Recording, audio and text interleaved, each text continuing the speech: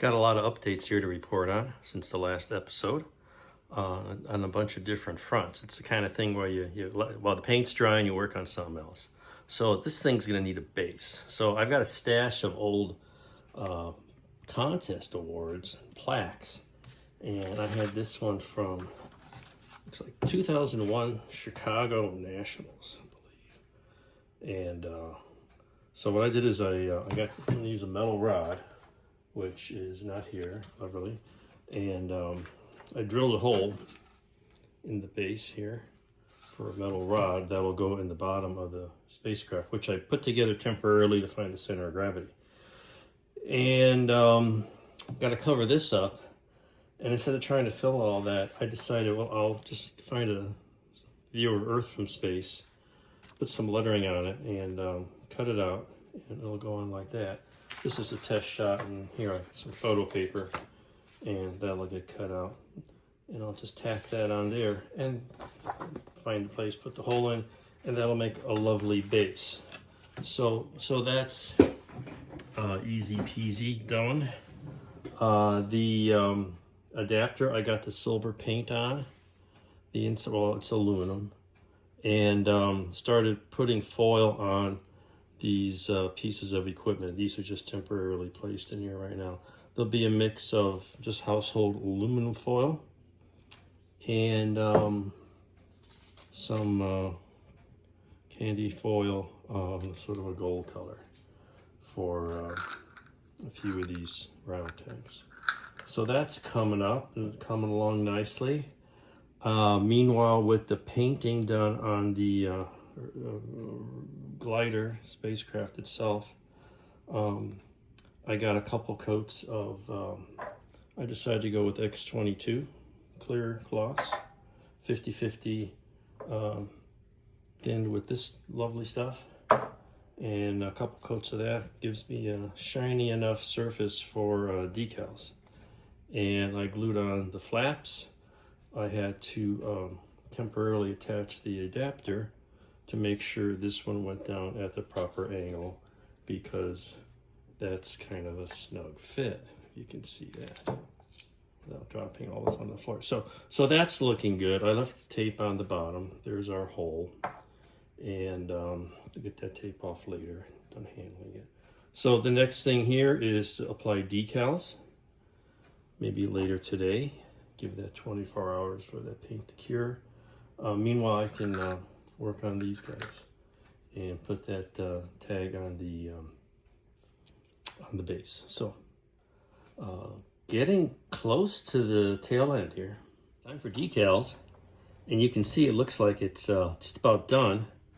Bunch of leftovers, which is fine. I did have one issue. You see there's a Hermes lettering on that side, and the other one on the other side started to fall apart as I was putting it on. Fortunately, and I just thought of this at the last minute before I started this, I scanned the decal sheet. So I was able to just take that part and extract the lettering and print it on a piece of decal paper. I'm fortunate to have a color laser printer, and that works really great. You don't have to worry about ink dissolving. So I'll slop of a bit of 10-minute decal sealer on here, and I'll let that set up and put that one on the other side. But it's looking pretty cool. It really colors it up some, and I'll let it dry overnight, put a flat coat on it, and getting close to wrapping everything up. But this is that's the thing. Scan your decals in case you have a issue and need to redo something. Getting close to the finish line here. I got the pins secured in the back, and got the tape off the bottom of the orbiter here. Touched up some of the paint, and I had a nice flat coat on. So I think we're pretty good shape here. So now I'm gonna, before I glue the halves on, and there are still these little, where are they? little engine nozzles I had to clean up. They were kind of full of pinholes. But I'm going to put some Tamiya weathering powder. I'm using a light sand color. Tested it out on a little scrap piece here, and it looks pretty good. I'm going to go with the tans instead of white. Add a little color to it. So I'm going to start. You just take this stuff, and I got these makeup applicators. Rub it in there, and I'm just going to kind of let it flow, you know, in here. Just rub it on. It's going to be pretty subtle, but you'll see streakiness. I'm going to get a little bit on the bottom here. I may do a little white if this isn't high enough. You can see just some vague streaks on the nose. And we'll do the whole leading edges here. I'm going to do the bottom so the bottom doesn't get neglected. Actually, let's see what happens if I use a Q-tip. That gets me the kind of the same thing, a little more control. It's nice having a longer handle. And, yeah, there, you see that? There you go.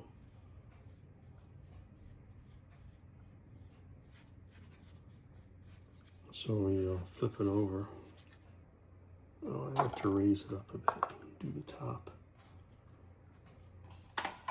Move this back a bit.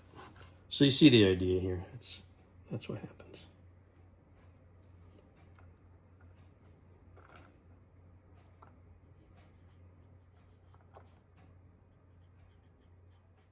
All right, I've finished that. I think that's good enough. I'm not going to put any sealer or setting solution, or I was reading up on that because I don't use this stuff often. And my conclusion is any sort of overspray to seal it is just going to make it all disappear. So I'm just going to go with what I've got here. And I think the thing is, if you rub it in hard enough, it's not going anywhere. So now I got to do the windows. I got to take the masking off the windows and touch up any paint that's needed in that area.